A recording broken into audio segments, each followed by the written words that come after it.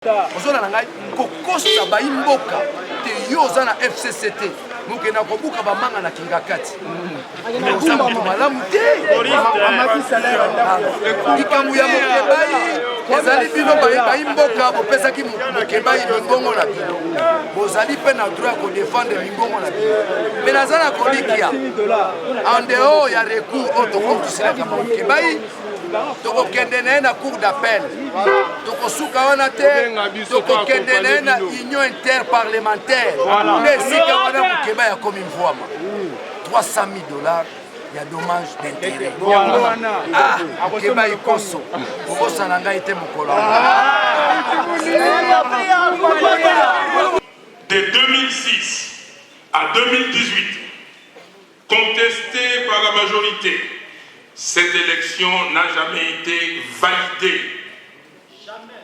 Voir la réaction de Jean-Pierre Bemba lui-même, vous vous en souviendrez, et de cette phrase, j'ai accepté l'inacceptable. Ça dit tout. En jamais. Pour les biens, n'est-ce pas, des générations futures, il y a eu triché. 2011, battu à plate couture par le président Étienne Tshisekedi d'heureuse mémoire, Monsieur Kabila a été une fois de plus imposé par les forces extérieures avec les concours de l'armée et de la police congolaise. L'on se souviendra des chars de combat placés dans le point chaud de la capitale.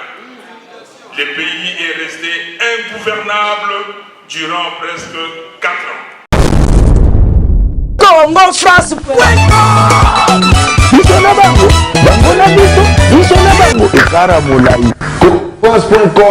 site ya tolo masolo ya danger masolo ya kitoko Congo France était lié à la dictature, avait poussé ses puissances à faire pression sur le pouvoir de Mobutu afin de prendre en compte leurs desiderata. 2001. Succédant à Laurent Désiré Kabila, Joseph Kabila semblait être lié par un cahier de charges qui lui a été imposé par la communauté internationale pour mettre en œuvre le mécanisme du dialogue intercongolais, conformément aux accords de Lusaka de 1999, dont le résultat sont les gouvernements 1+4 et la constitution par voie référendaire. Vous comprendrez que le dialogue intercongolais d'Afrique du Sud est passé par là et ces dialogues a poussé ces gouvernements 1+4. Au terme de cette transition 1+4, les élections présidentielles, législatives, nationales et provinciales seront organisées. Apparaîtra alors l'élément nouveau des crises de légitimité que le Congo n'a jamais connu dans son histoire. La vérité des urnes qui se posa le 27 novembre 2006 avec la confirmation par la Cour suprême de la victoire contestée de Joseph Kabila au détriment de Jean-Pierre Bemba qui avait réellement été élu.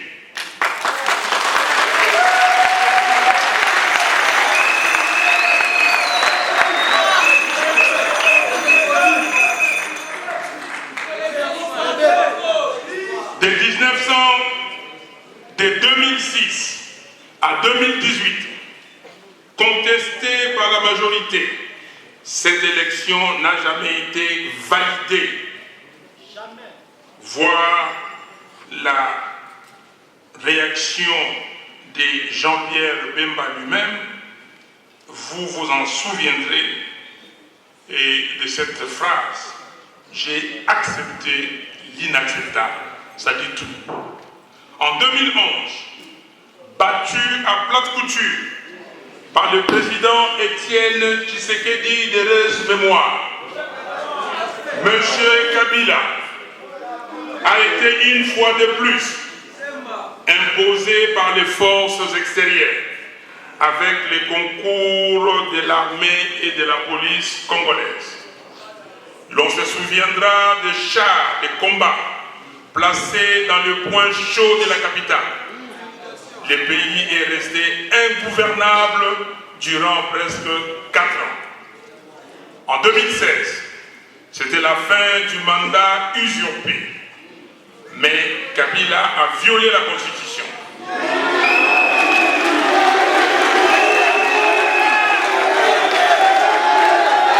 Kabila a violé la Constitution. Il n'a pas voulu organiser des élections et était même prêt à réviser ou à changer la Constitution. N'eût été les combats que nous avons menés ensemble avec les forces acquises au changement, sauvons la RDC, la dynamique de l'opposition, le CLC, les mouvements citoyens, la CENCO et tant d'autres. En 2018, restant toujours dans sa logique de continuer à imposer son autorité sur le pays, Joseph Kabila organise sous pression interne et externe des élections dont lui-même était à la fois acteur à travers son dauphin et arbitre, à travers ses turiféraires de la commission électorale et de la Cour constitutionnelle. Il a fini par porter un masque qui s'appelle Félix Tshilombo Tshisekedi.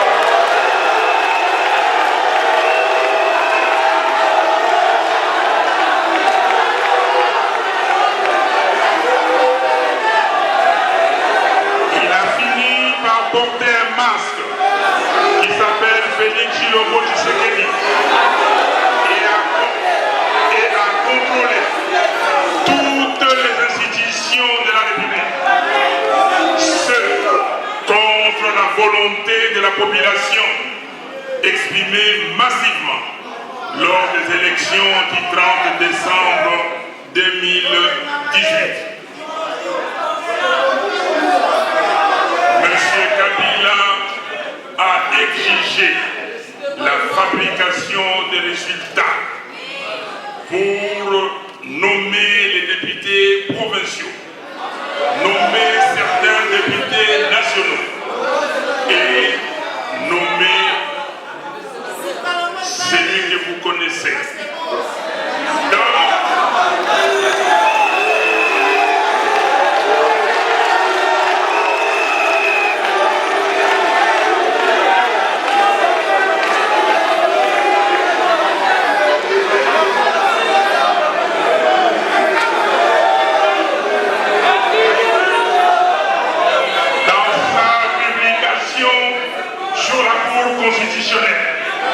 Et la vérité des urnes.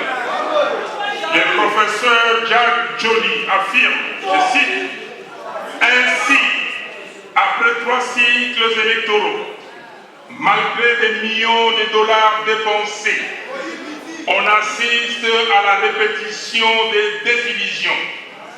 On note en effet qu'après la publication des résultats, surtout de l'élection présidentielle, les princes de l'Église dénoncent ces espoirs perdus. Il rappelle en outre que le 13 novembre 2006, l'archevêque de Kinshasa d'alors, le cardinal Etchao Nzambi, va déclarer sur les ondes de la radio France Internationale, je cite, « Moi comme pasteur, je n'accepte pas le mensonge. Maloumanu en tant qu'abbé ne peut cautionner les mensonges. Nous voulons, par les urnes, la paix. Nous voulons la paix. Fin de citation. En 2011, quelques jours après la proclamation des résultats par la Commission électorale nationale indépendante, les cardinals Laurent Monsengo Passignan, archevêque de Kinshasa, dira sur les antennes de la RTBF que, je cite, des résultats rendus publics par la CENI le vendredi 9 décembre ne sont pas conformes à la vérité ni à la justice. En 2018, Monseigneur Fridolin Ambongo, archevêque de Kinshasa, va à son tour déplorer sur les antennes de la Radio France Internationale que c'est clair, Martin Fayulu et non Félix Tshisekedi, qu'au cours de la présidentielle du 30 décembre 2018, avait obtenu plus de 60% des suffrages.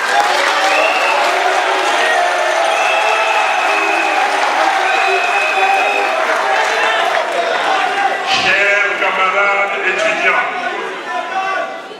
je vous ai brossé ces rappels historiques et très importants pour nous permettre de nous équiper, de vous équiper pour la suite.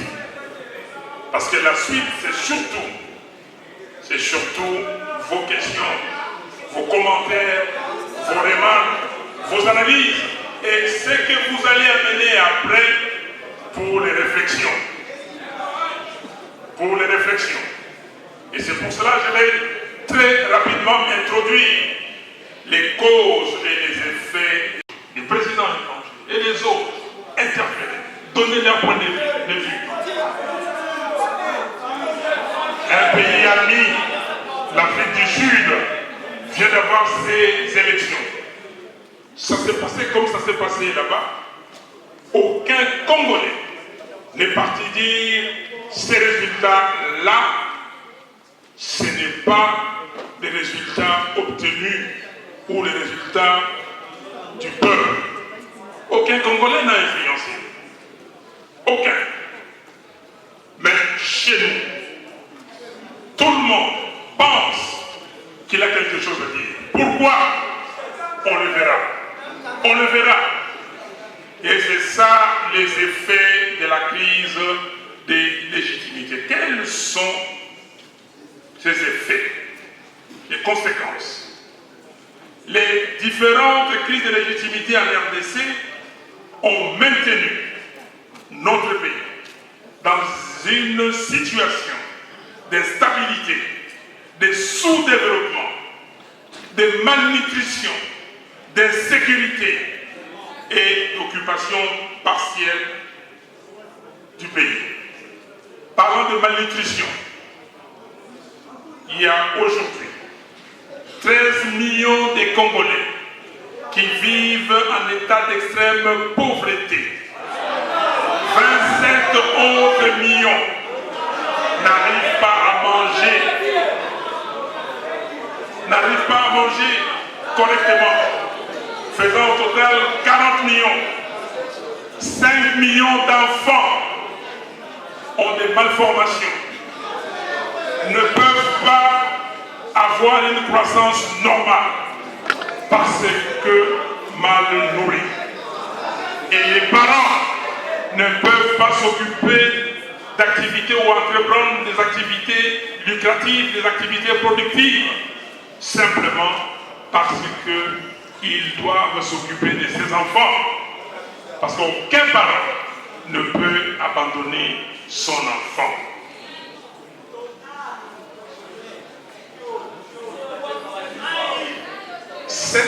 Ces différentes crises ont donné les conséquences suivantes. 1. Les pillages des ressources financières du pays et la pauvreté. Les ressources financières du pays sont redistribuées de manière inéquitable. Une minorité au pouvoir s'accapare de la part de l'Union, laissant une grande partie dans la pauvreté et même dans l'extrême pauvreté. 2. La non-redevabilité.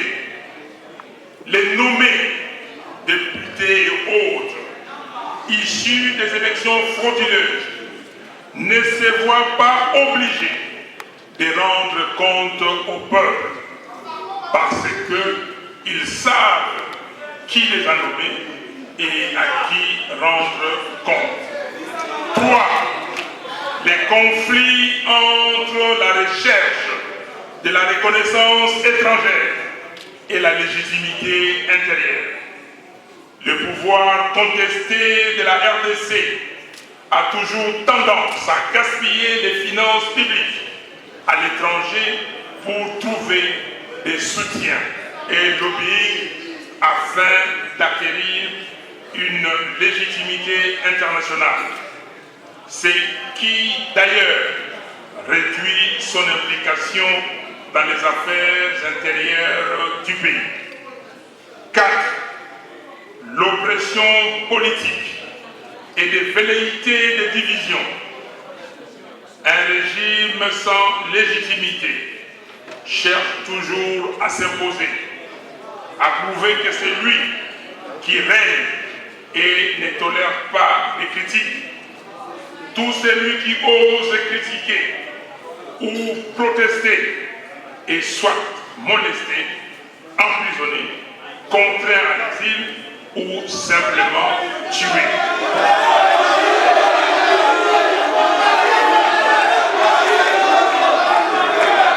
Les exemples, je disais ceci, tout celui qui ose critiquer ou protester est soit molesté, emprisonné, contraint à l'exil ou simplement tué.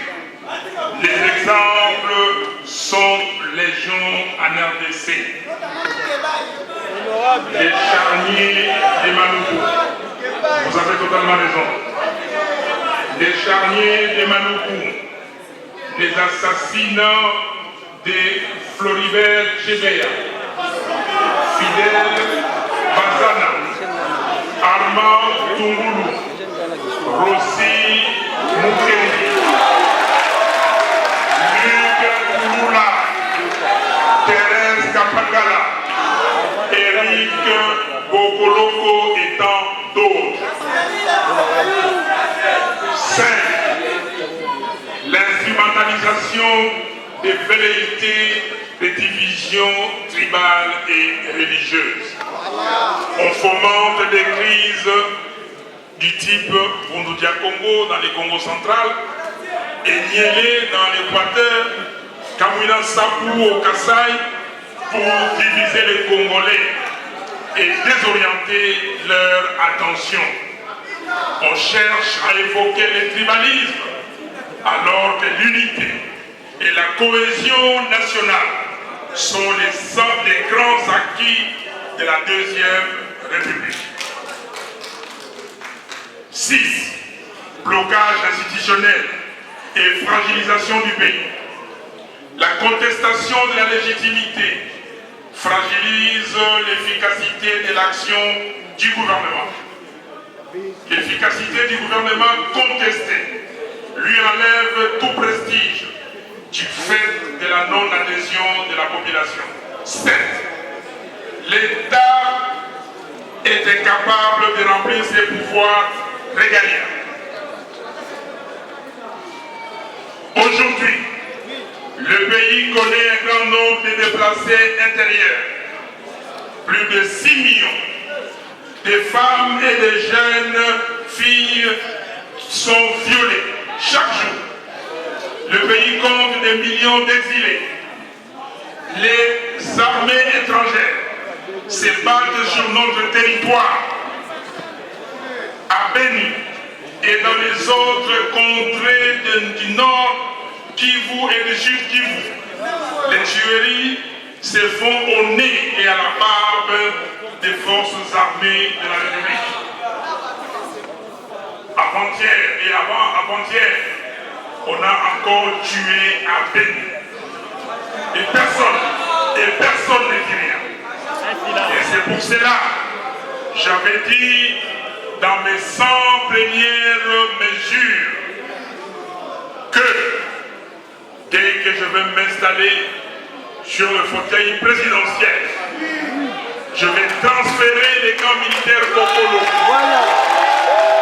et Kinshasa à Beni.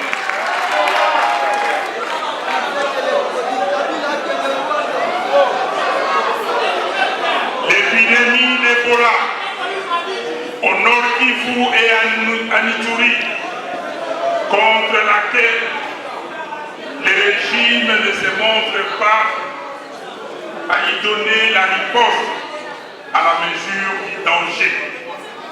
Ebola a fait déjà plus de 2000 morts. 2000 morts. Ça devait être une priorité nationale, tout à fait cessante. Les ressources de la République, le temps nécessaire des citoyens congolais devrait être consacré à la riposte, à l'éradication d'Ebola. Aujourd'hui, on ne sait pas pourquoi on conditionne le peuple, on conditionne la population à être contre les équipes de riposte. Nous avons été avec mes collègues,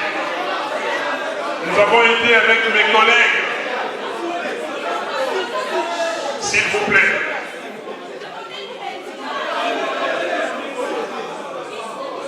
Nous avons été avec mes collègues à Butembo en février pour porter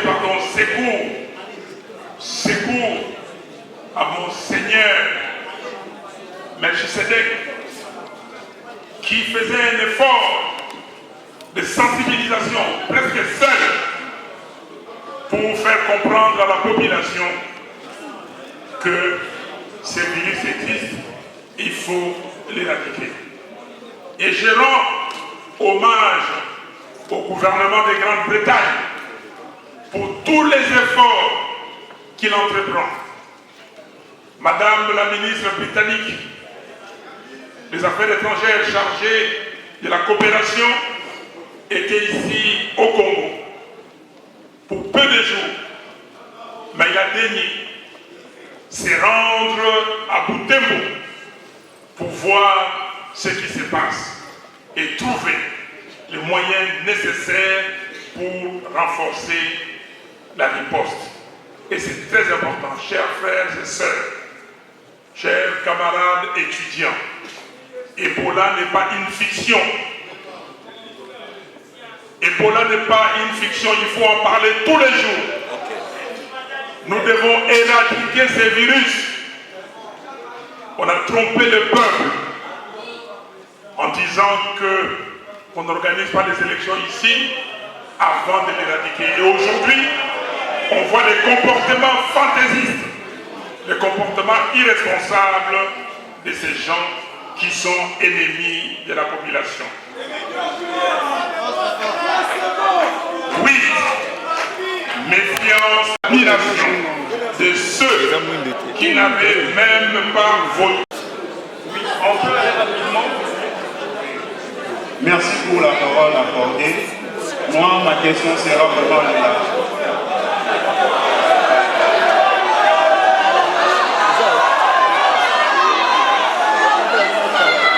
Congo la merveille, bon nom de Bouchou, Naza étudiant à l'IGC. Personne n'a pas la dame dans le dame. Monsieur Martin Fayou nous m'a dit. Ceux qui me l'ont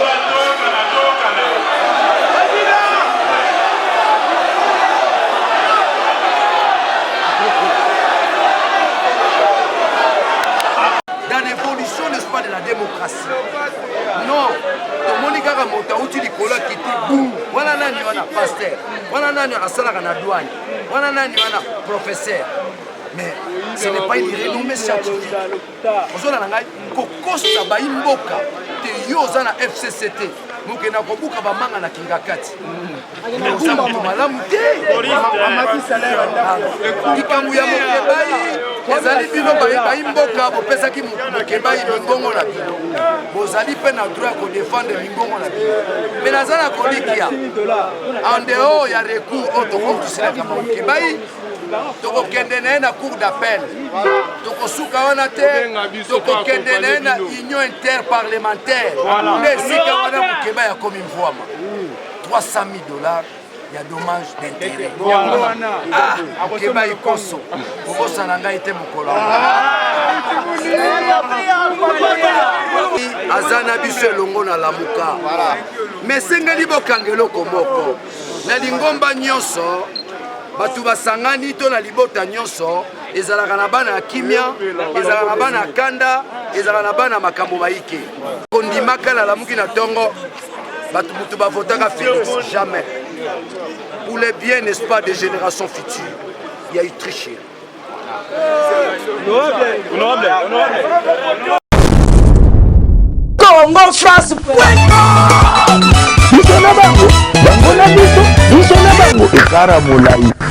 France.com, site ya Kolo Masolo ya danger, Masolo ya kitoko.